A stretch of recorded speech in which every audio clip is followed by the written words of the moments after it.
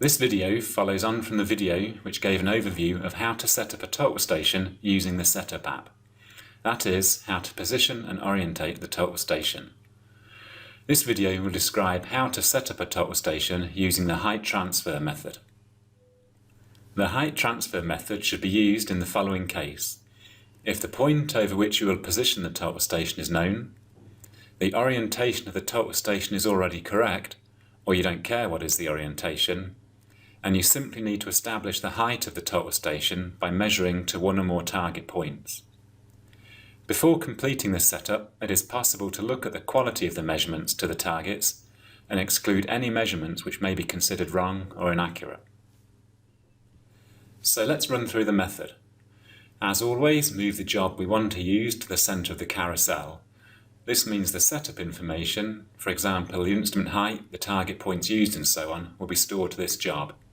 Now tap on the Setup app, choose the height transfer method and press OK. And we access the Choose Setup Point panel. Here we can choose from where the setup point shall be selected. The options are from a job, enter new point, GS Smart Station and last used. If you choose from job, then any point from any job can be selected. This is useful since it means if your control points are stored in a different job, you can select a point from that job.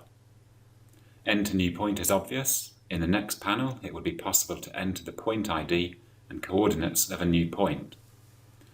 The GS Smart Station option is really cool. This allows the location of the total station to be measured using a GS sensor sitting on top of the total station. And last use setup can be useful if you have returned to exactly the same location as the day before, for example. We will choose to enter a new point, press OK, enter the point ID and enter the known coordinates.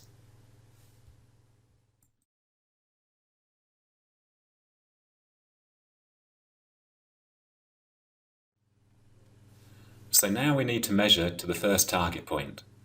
We can select it from the list using the point ID or select it from the 3D viewer. We need to enter the height of the target, we aim to the target and then press measure. This will measure to the target and store the measurement. You may notice that the calculate key is now visible. This is because we have measured the target point and therefore the height of the total station can be computed. We will, however, measure one more target point. This may strengthen the heighting of the total station. We measure to the second target point. We again select the target point, enter the target height, aim to the target, and then press measure. Again, the measurement is made and stored. We won't measure a third point, but instead compute the setup. That is, calculate the height of the total station by pressing calculate. Depending on how accurately the target points were measured and/or the correctness of the target points themselves, we may get a message informing about the quality of the heighting. In the Results page tab, we can see the height which has been computed. The difference in height shows the difference between the elevation of the total station based on the point over which the total station was set up and the computed height. That is the height based on the measurements to the target points. We can see the old and the new height and tick the box if we want to use the new height. If we want to measure to more target points, we can press Add Target. On the Setup page tab, the instrument height can be seen and re-entered if it had been forgotten or a mistake made earlier. The setup point can be given a point code if needed.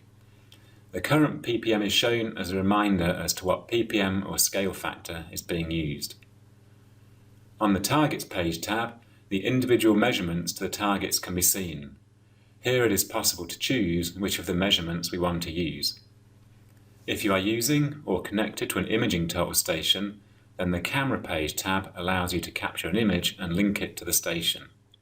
In the Plot page tab, it is possible to see a 3D view of the setup.